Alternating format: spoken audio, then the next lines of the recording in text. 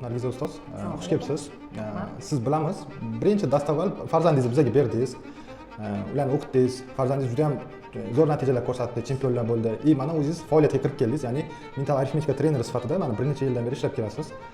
O'zi qanaqa soha yoqdimi? Qanaqa yutuqlarga erishdingiz? Hozir faoliyatingiz haqida shular haqida qisqacha aytib bering. Avvalambor assalomu alaykum ustoz. Biza mana shu Iqro-Kids o'quv markazi bo'lganinglarda men farzandlarimni olib keldim. Bu yerda bizga Umar ustoz, Risolat ustozlar dars o'tishdi. Shunaqa chiroyli dars o'tishdiki, meni farzandlarim katta yutuqlarga erishishdi.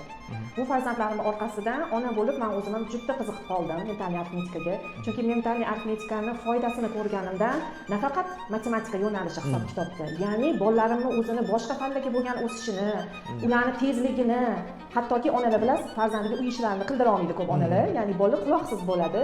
Mental arifmetika shunaqa qolipga tarbiyaga ham solib qo'ydiki, shunaqa jihatlari bo'ldi. Ya'ni farzandlarimga san changatib qo'y yoki san nimadir ish qilib qo'ygin desam, ular tezlikda bajaradigan bo'ldi.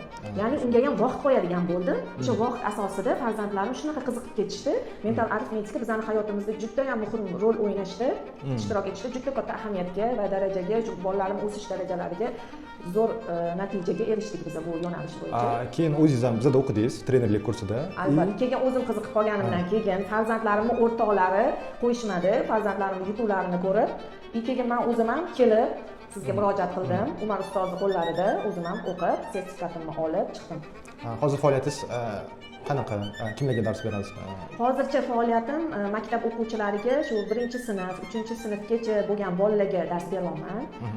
Yana mendan ham so'rashyapti, shu farzandlarim onalari ham xuddi o'zimga o'xshab trenerlikni katta farzandlariga o'rgatishimni so'rashyapti. Hozircha uy sharoitida men darsga o'tyapman. Mana ko'pchilik uy sharoitida dars berish qiyinroq deb o'ylaydi. Asli qanaqa plyuslarini sezdingiz? Kimlarga tavsiya berasiz? Masalan, kichik farzandi bor odamlargami? Qanaqa bo'ladi o'zi? O'zi ayol kishi biz uyda o'tiramiz, uyda o'tirib farzand tarbiyasi bilan biz shug'ullanamiz.